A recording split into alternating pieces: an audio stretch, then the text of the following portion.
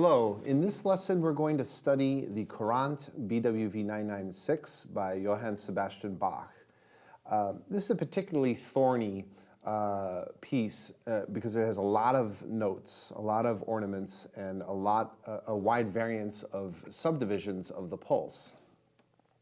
And even the pulse itself is grouped into two different meters, which is not indicated by the number 3 that you see at the beginning of the piece, which is indicating the time signature.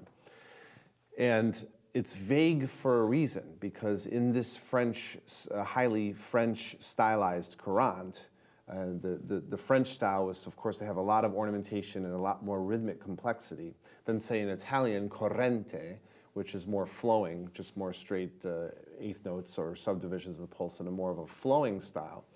The 3 is a bit more vague. You notice they don't say, it's not marked as 3/2 or 6/4, because it's both of them, and depending on the measure that you play. And so I'm going to give you 2 examples where the measure and these 6 quarter notes are grouped into 2 large beats. In other words, 6/4, 1 and 2 and So those, in other words, those quarter notes are grouped into 2 large dotted half notes. And then I'll give you another example of a few measures that happen in a row where those 6 quarter notes are grouped into 3 equal beats of a half note each, 1 and 2 and 3 and 1. So we'll go to measures. Those measures are measures 6. Let's see. No, measures 4, 5, and 6.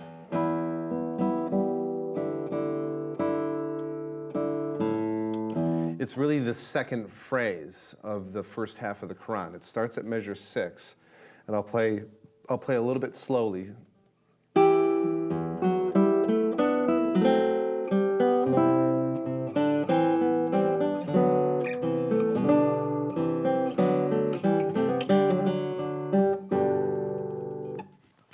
Those measures are clearly grouped in 3 half-note pulses. So the measures are divided into 3 equal beats. 1, 2, 3. 1, 2, 3. 1, 2, 3, and 1.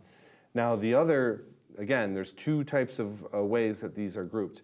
The other example is in 6/4. 3/2, the time signature 3/2 and 6/4 have the same number of beats, 6 quarter notes. This example here in measure 11, you'll hear the beat emphasis shift to a 2-beat feel.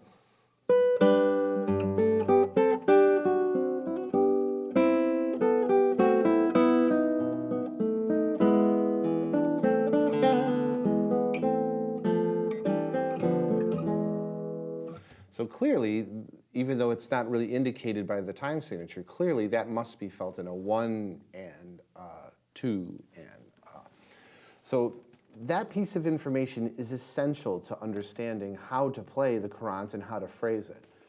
The other thing I would like you to study in this, and a way to break it down a little bit and practice it, is to take the ornaments out first.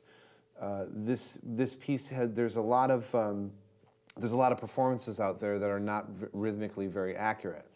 And that's understandable. It's because it's just very, very difficult. As I said, if this was an essay, this would have a lot of very tough sentences that would be very difficult to articulate. A lot of sentences that are quite a mouthful here. So if we take that, let's look for an example here. If we take the first line, that first measure is like one of the toughest things in the entire first lute suite, and we take those ornaments away, it'll be a lot easier to be able to understand the rhythm as you play it. So, for example, I'm taking the ornaments out of measure 1, it would sound like something like this.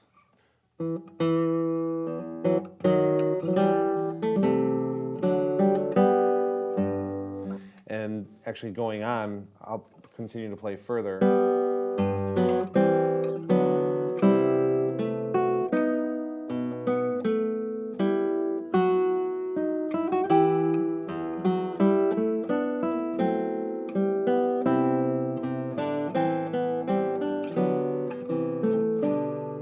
and so forth. And with some of those trickier measures with a lot of ornaments in it, it really helps me to more clearly understand the rhythm. And then you can practice those ornaments on separately, one at a time. You have that mordent in the beginning. That second beat in the first measure is a real bear. It requires a very light touch. By the way, on the third beat, on the third quarter note of measure 1, I recommend I, M, A, P. It's a little bit of a move that you have to work with in the right hand. But it's really the only way to get to, it's a really good way to get those super quick 30-second notes out. You want to play the trill on beat 3 fast enough so you have a little bit of wiggle room to play the quick 30-second notes right after.